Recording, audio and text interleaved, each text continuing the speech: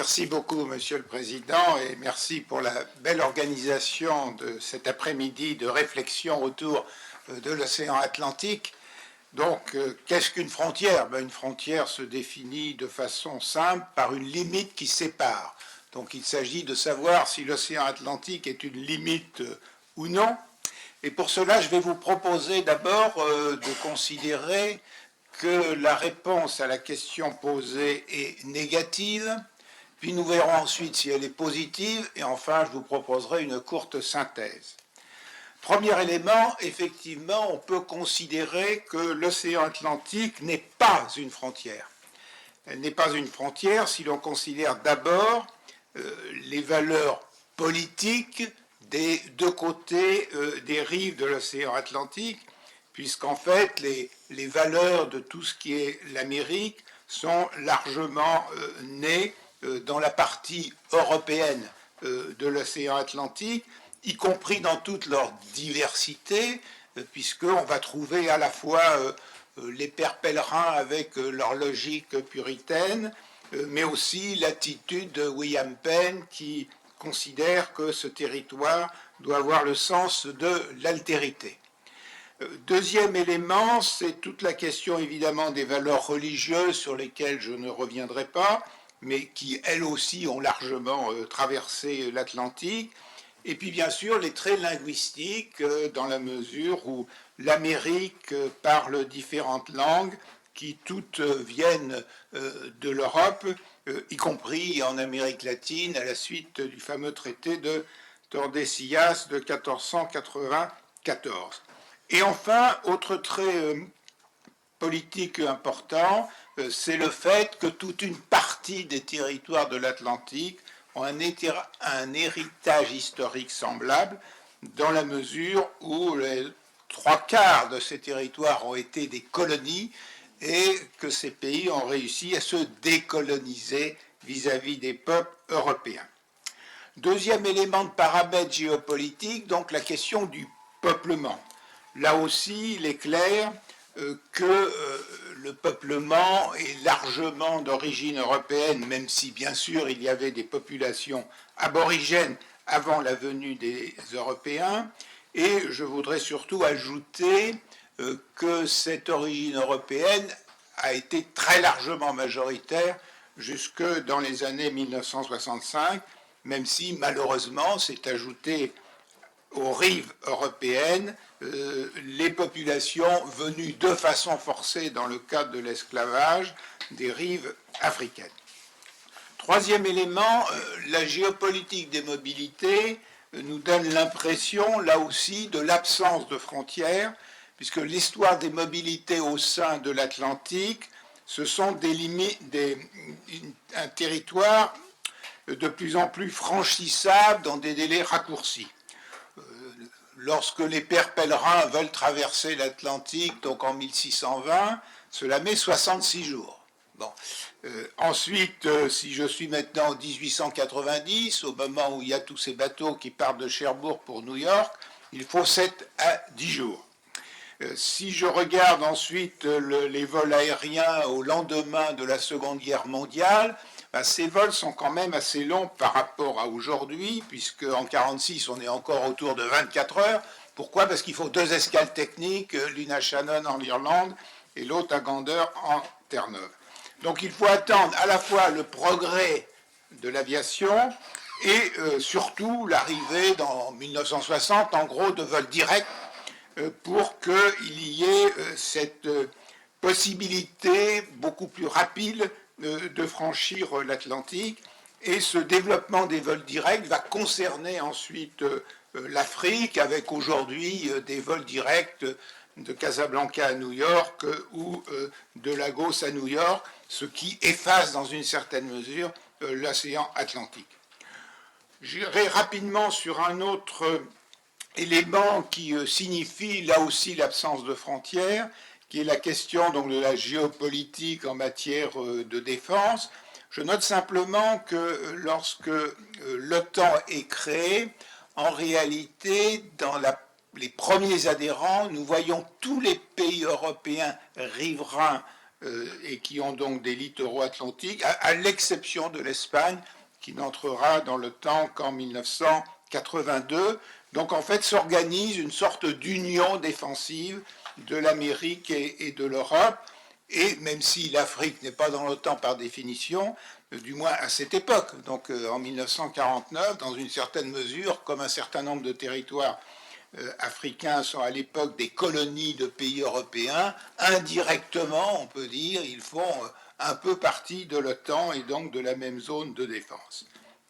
Enfin, cinquième élément, plus récent, c'est que la technologie a détruit les frontières compte tenu de l'évolution de la géopolitique de l'information, avec toutes les technologies de l'information et de la communication qui permettent des contacts instantanés entre toutes les rives de l'Atlantique, et donc dans une certaine mesure, l'Atlantique devient presque une Méditerranée, c'est-à-dire une zone de contact grâce à cette évolution, et cette évolution qui se traduit aussi par un véritable changement structurel, dans la mesure où les personnes qui immigraient en Amérique au XVIIe siècle tournaient le dos complètement à leur pays d'origine, puisqu'elles ne pouvaient pas continuer de conserver des liens et des relations régulières avec leur pays d'origine. Là, c'est tout le processus de diasporisation qui a pu se mettre en place et se déployer depuis que la technologie a détruit les frontières. Donc, en conclusion de mon premier point, on pourrait donc considérer que l'Atlantique n'est pas une frontière, et pourtant, j'essaierai dans un second point de montrer qu'il y a quand même quelques arguments qui peuvent laisser penser que l'Atlantique est une frontière. Le premier argument est lié d'abord aux diversités civilisationnelles et notamment aux diversités religieuses. Le changement qui s'est véritablement opéré, c'est surtout opéré entre d'une part l'Europe et d'autre part les autres rives de l'Atlantique. C'est la caractéristique de l'Europe étant une montée très importante de l'athéisme qu'on ne constate pas sur les autres rives de l'Atlantique. Donc c'est un changement significatif, et on peut l'illustrer, si vous voulez, par un détail. À chaque fois qu'il y a un nouveau congrès aux États-Unis, eh bien, on bénéficie d'une statistique qui nous dit combien il y a de Mormons, combien il y a de Juifs, combien il y a de catholiques, etc., au sein du Congrès des États-Unis. Donc on a une répartition religieuse des congressistes des États-Unis, ce qui ne se constate dans aucun pays d'Europe, évidemment pas en France qui est un pays laïque, mais dans les autres également. Donc ce changement est significatif d'un point de vue civilisationnel, et s'ajoute à un autre élément, c'est-à-dire sans doute des approches prométhéennes qui me semblent plus fortes en Europe par rapport à ce qui existe notamment en Amérique, et peut-être que c'est lié au point précédent que j'ai évoqué. Le grand changement qui est intervenu à mon sens, c'est surtout en matière de peuplement, puisque en gros jusqu'en 1965, la réglementation des États-Unis fait en sorte que le peuplement américain reste à majorité anglo-saxonne, avec une politique de quotas qui décourage en fait la venue notamment des Asiatiques sur le territoire américain. Donc la grande réforme, elle va se faire à ce moment-là, sous Kennedy et sous Johnson, et là je dirais que pour moi, les États-Unis se sont désatlantisés. Et on le voit d'ailleurs dans les chiffres, c'est-à-dire en même temps, quand on regarde les chiffres, on voit qu'il y a de plus en plus d'Africains aux États-Unis, mais en même temps, si vous regardez d'autres chiffres, vous voyez que les originaires de Chine et d'Inde aux États-Unis sont beaucoup plus nombreux que les Africains.